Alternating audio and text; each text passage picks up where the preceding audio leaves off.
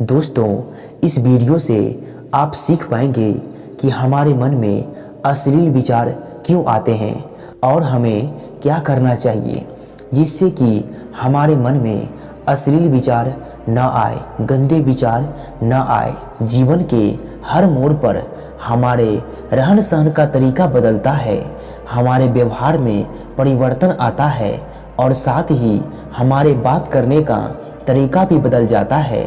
इसी तरह से सोच में बदलाव आना भी संभव है। सोच एक ऐसी चीज है जो निरंतर चलती रहती है। मनुष्य किसी भी समय बिना सोच के रह ही नहीं सकता।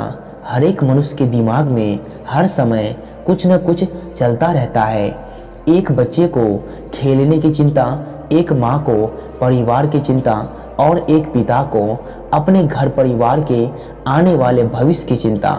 चिंता हमारी सोच का एक कारण है, लेकिन कई बार हमारे मन में ऐसी चीज भी चलती है जिसे हम स्वयं सोचना नहीं चाहते, परंतु वह खुद ब खुद अपनी जगह बना लेती है। दोस्तों, मेरा कहने का साफ मतलब है अश्लील विचार। एक बार एक युवक गौतम बुद्ध के पास आया और बुद्ध से कहा कि हे बुद्ध, मेरे मन में अश्लील विचार क्यों आते हैं? मैं नहीं चाहता कि मेरे मन में अश्लील विचार आए, पर मेरे मन में हमेशा काम वासना के विचार चलते रहते हैं और इसके बारे में सोच सोच कर बहुत परेशान रहता हूँ और मेरी ऊर्जा और समय ये सब सोचने में नष्ट हो जाता है और इन सब के विचारों की वजह से मैं कभी भी शांत नहीं रह पाता और मैं हमेशा ही स्त्री को देखकर मोहित हो जाता हूँ, अपने आप को रोक ही नहीं पाता। बुद्ध मुस्कुराए और उन्होंने उस युवक से पूछा कि क्या तुम्हें पता है कि काम वासना होती क्या है? फिर लड़के ने उत्तर दिया और कहा कि बुद्ध, मैं ये तो नहीं जानता कि काम वासना क्या होती है, पर हाँ, ये जो भी है बहुत बुरी चीज है। फिर बुद्ध ने उस युवक से कहा कि सबसे पहले तो तुम्हें ये समझना है कि प्रकृति रूप से जो भी चीजें हमारी अंदर है वो बुरी नहीं है। हमारे जीवन में उस चीज का कुछ न कुछ जरूरतें हैं।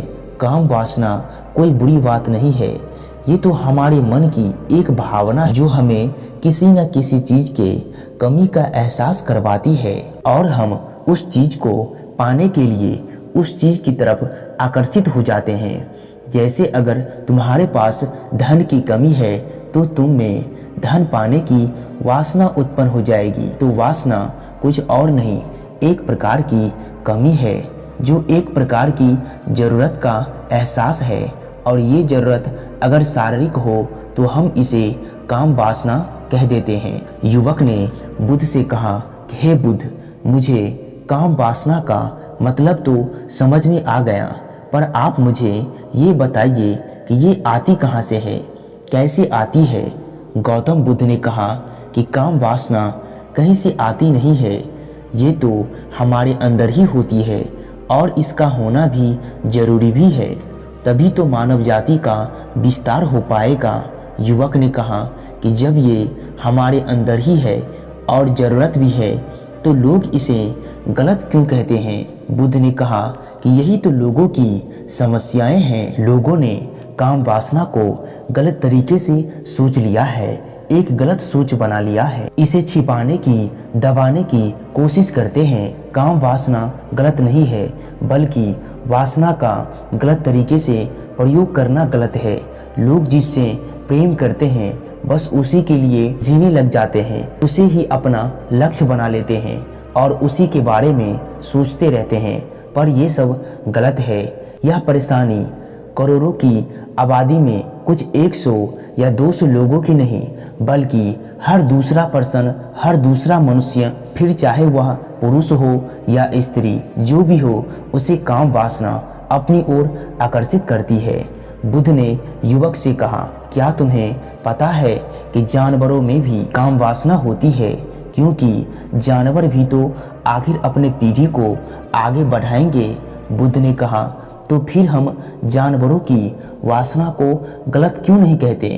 युवक ने कहा, मुझे नहीं पता, आप ही मुझे बताएं। गौतम बुद्ध ने कहा, जानवर अपने वासना का प्रयोग आनंद प्राप्ति के लिए नहीं करते, वो तो केवल संतान उत्पन्न के लिए काम वासना का प्रयोग करते हैं। जानवरों को प्रकृति ने इतनी समझ नहीं दी है काम वासना को अपने सुख की आधार बना सके, जबकि मनुष्य अपने बलबूते पर प्रकृति में पाए जाने वाली वस्तु को अपने सुख के लिए प्रयोग करते हैं। हम इंसानों ने ही काम वासना को अपने सुख का आधार बना लिया है, जबकि प्रकृति ने तो हमें अपने वंश को आगे बढ़ाने के लिए दिया था, लेकिन इंसानों ने इसे अपने जीवन का परम लक्ष्य बना रखा है। दोस्तों, अगर आप इस कहानी को समझ लिए हैं तो वासना का प्रयोग अपने सुख के लिए नहीं बल्कि संतान प्राप्ति के लिए करें, क्योंकि जो व्यक्ति अपने आप पर विजय प्राप्त कर लेगा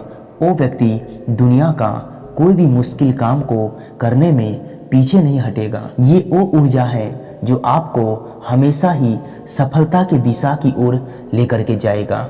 इसीलिए इसे आप सही इस्तेमाल करने की कोशिश जरूर कीजिए। जय हिंद, जय भारत।